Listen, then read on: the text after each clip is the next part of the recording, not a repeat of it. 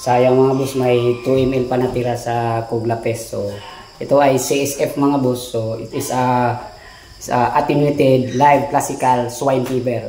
It is a virus mga boss. Ito yung virus na pinahina galing sa hog cholera para ibigay sa baboy at magkaroon ng pathogenic at resistant yung mga baboy. So it is a kind of virus na ilalagay mo sa baboy para magkaroon siya ng resistant. Kung hog cholera lang yung papasok is hindi po siya matatablan. So matagal na ako gumagamit na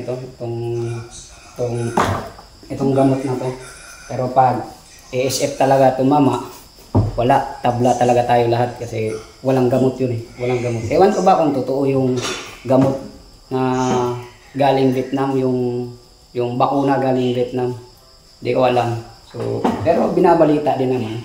Pero nakakatakot din yung gamitin mga boss kasi yun yung uring bakuna na pinahinang ASF mga boss. Galing sa ASF yung bakuna na yun. So, delikado din yun. Hindi natin alam na 100% ba na makakayanan ng mga baboy natin pag binigay yun. Pero siguro pag i-roll out na yun talagang napatunayan na epektibo. Sana nga epektibo para magamit ng mga hog racer.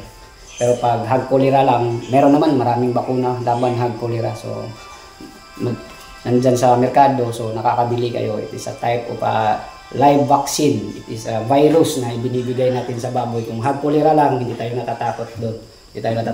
May depensa doon, mga boss.